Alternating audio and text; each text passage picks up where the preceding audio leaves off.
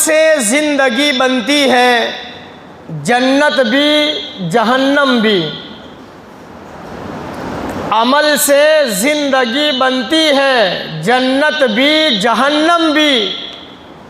یہ خاکی اپنی فطرت میں نہ ناری ہے نہ نوری ہے، جیسی کرنی ویسی بھرنی، نہ مانے تو کر کے دیکھ۔ جنت بھی ہے جہنم بھی ہے، نہ مانے تو مر کے دیکھ۔ اللہ رب العزت نے کائنات کے انسانوں کی ہدایت کے لیے اور انسانوں کی فلاح و بہبود کے لیے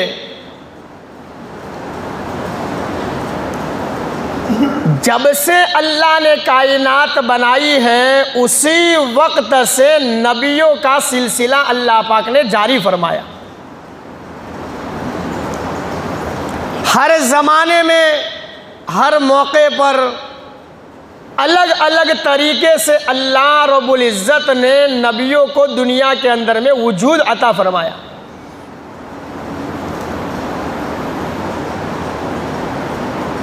سارے انبیاء کے بعد اخیر کے اندر میں اللہ رب العزت نے اپنا محبوب، میرے اور آپ کے آقا تاجدار مدینہ سرکار دو عالم جناب محمد رسول اللہ صلی اللہ علیہ وسلم کو ہمارے حوالے کر دیا۔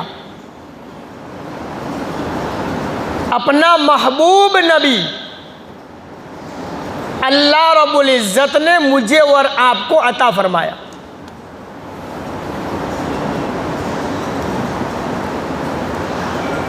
اور قیامت تک آنے والے انسانوں کی ہدایت، سیدھا راستہ، فلاح و بہبود اور جنت تک پہنچانے والے تمام طریقے اللہ کے نبی علیہ الصلوۃ والسلام نے اس امت کے حوالے کر دیا۔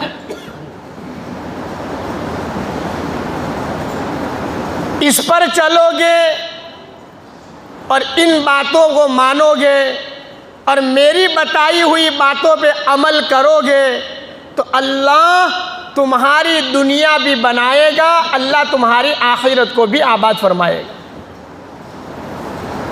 تھوڑی سی زندگی میں قیامت تک آنے والے انسانوں کو اللہ کے نبی علیہ الصلوۃ والسلام نے راستہ بتا دیا۔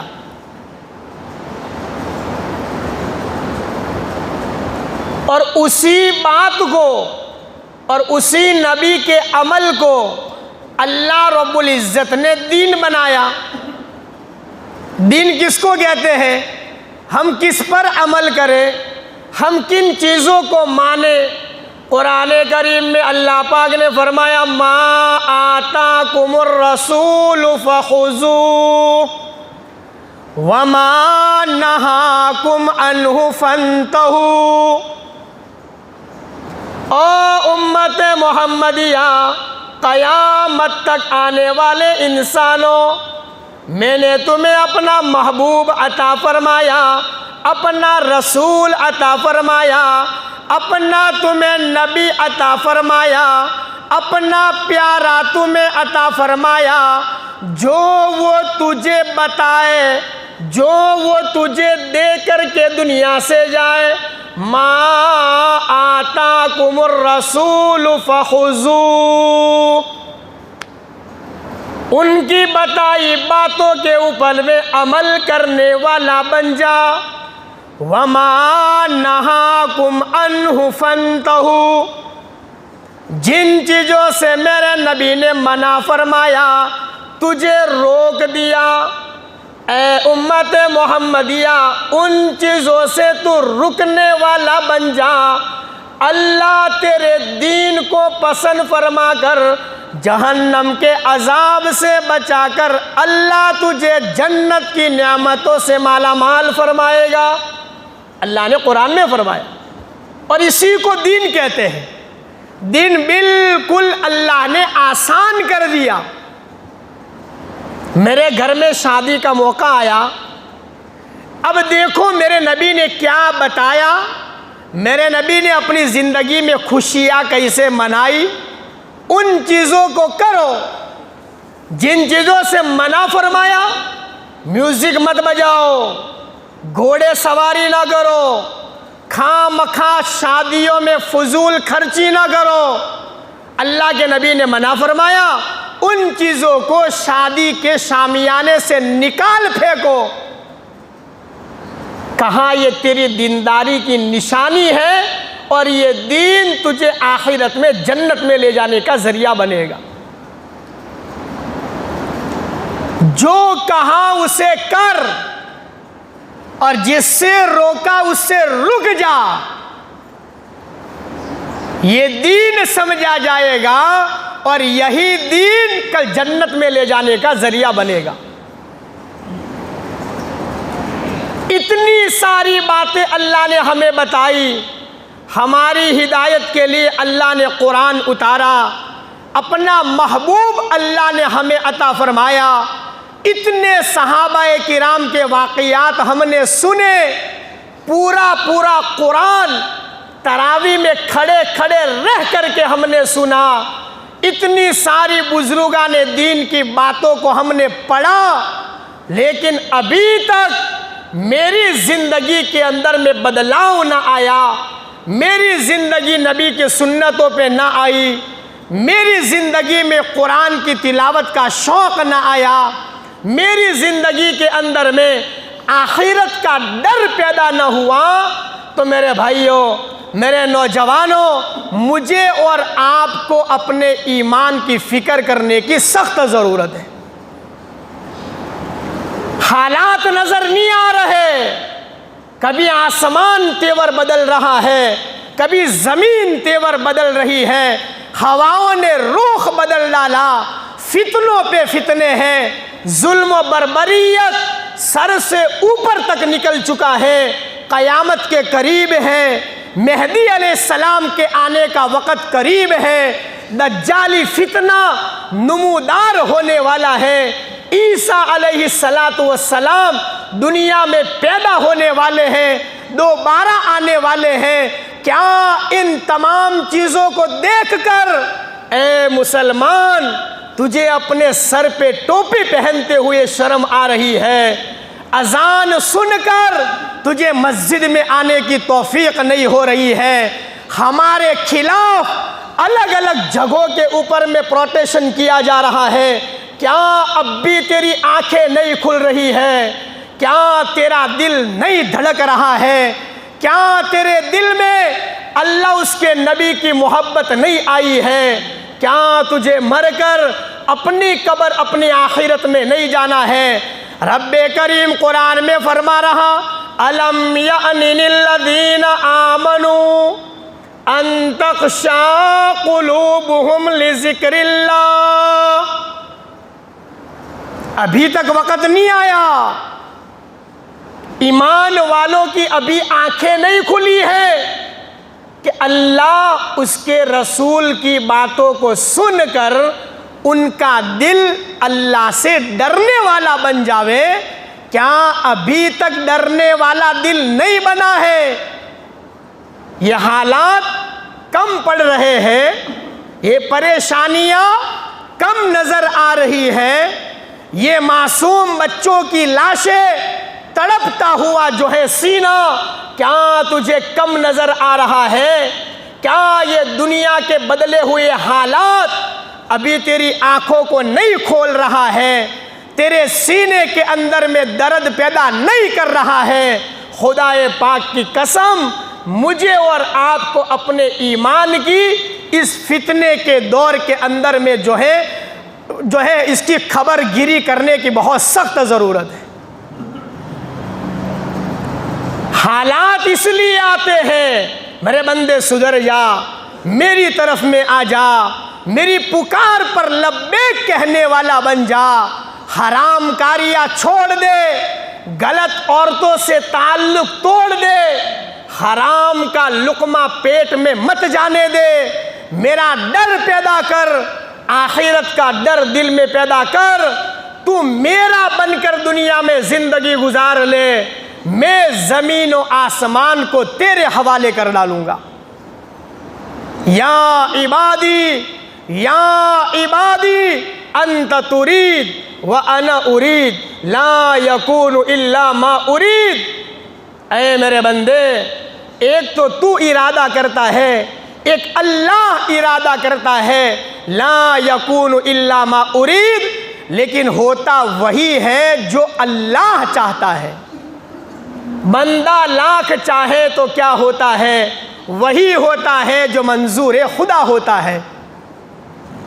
لیکن اللہ نے آگے فرمایا فَإِن سَلَّمْتَنِي فِي، اے میرے بندے، اگر تو نے اپنی چاہت میری چاہت پہ قربان کر ڈالا، اپنی مرضی میری مرضی پر فدا کر ڈالی، اپنا ہاتھ میرے ہاتھ میں اگر تو نے دے دیا، تو سن لے میں دنیا میں وہی کروں گا جس کا تیرا دل ارادہ کرے گا۔ بدر کے موقع پر 313 صحابہ کرام کا مجمع ہے۔ اللہ کے نبی علیہ السلام بدر کے موقع پر ایک خیمے میں تشریف لے گئے ہیں، اپنی پیشانی زمین کے اوپر میں رگڑ رگڑ کر رب کریم سے دعا کر رہے ہیں، او بار الہ، 313 کا مجمع ہے، تیرا کلمہ پڑھنے والا، تیری قرآن پر ایمان لانے والا، مجھے سپورٹ کرنے والا، اللہ تجھے ماننے والوں کا مجمع 313 کا ہے۔ اے میرے اللہ، اگر ان کی عبادت تجھے پسند ہے، اے اللہ ان کی عاجزی اگر تجھے پسند ہے، اللہ تو ہماری مدد فرما لے۔ اگر آج تو نے مدد نہ فرمائی، اے اللہ سامنے دشمنوں کا لشکر ہے، یہ ہم پر حملہ کریں گے اور 313 کو شہید کر ڈالیں گے۔ اے اللہ 313 اگر شہید ہو گئے تو اس دھرتی پر تیرے سامنے سجدہ کرنے والا کوئی باقی نہ رہے گا۔ میرے نبی نے دعا فرمائی بدر کے موقع پر۔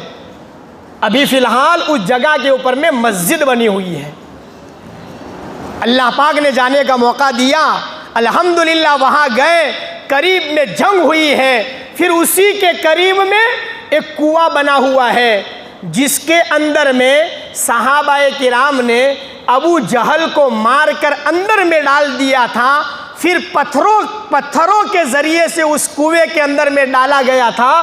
یہ کنواں بھی آج بھی وہاں پر موجود ہے۔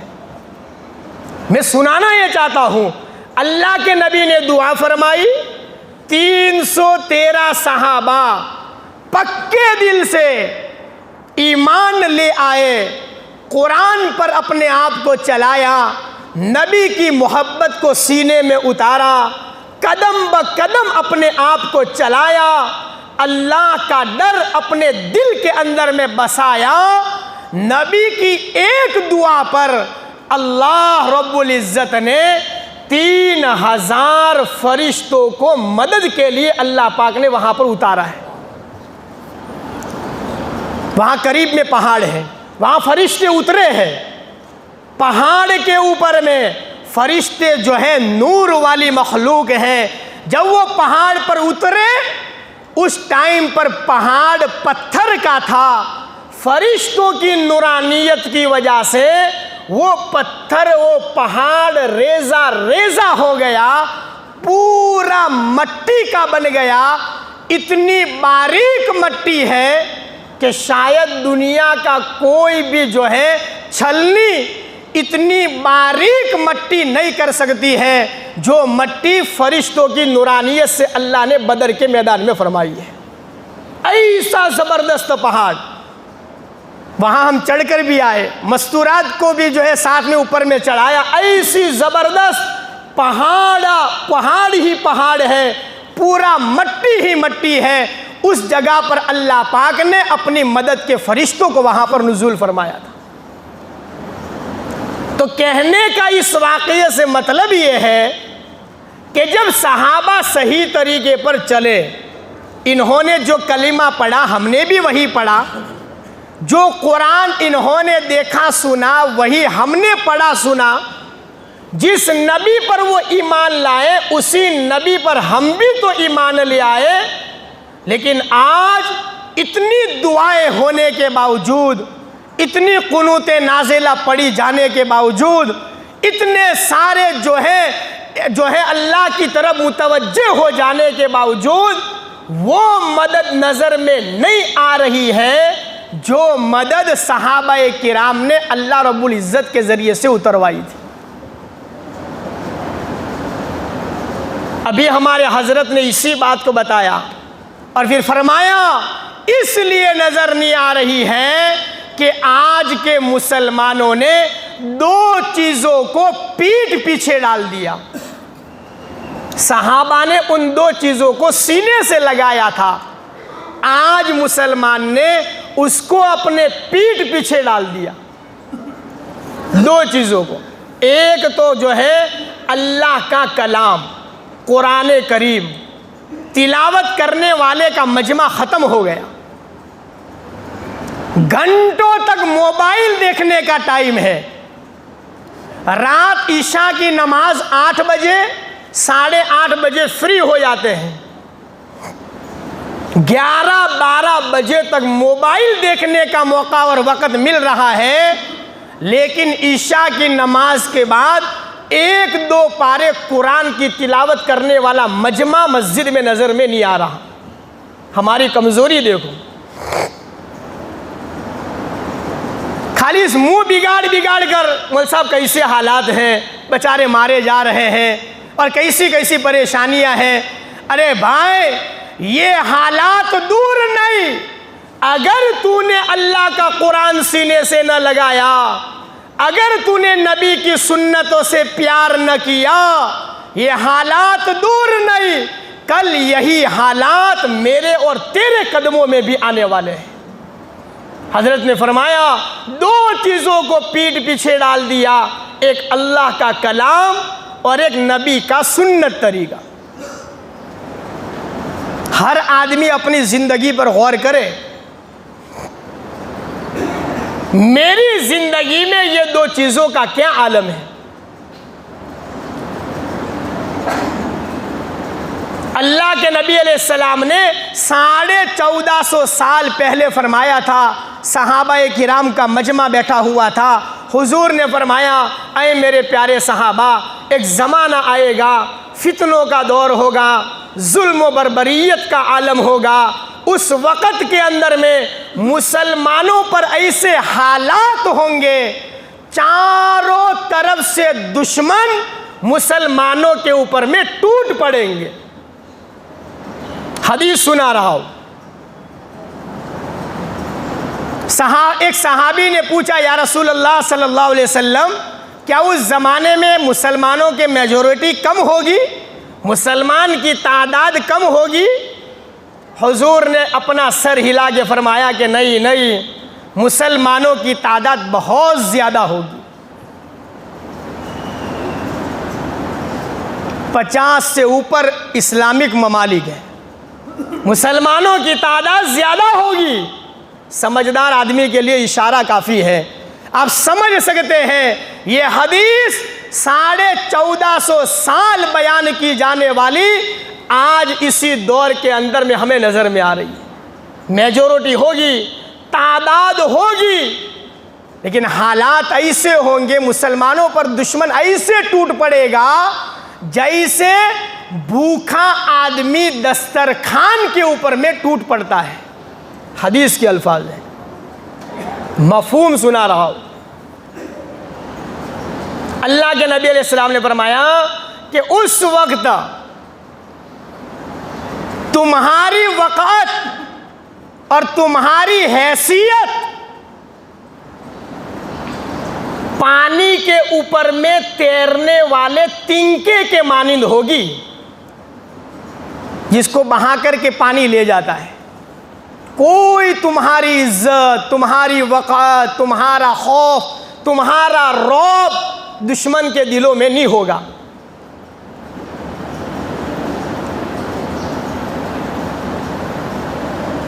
صحابی نے پوچھا یا رسول اللہ صلی اللہ علیہ وسلم اتنے سخت حالات کس وجہ سے آئیں گے؟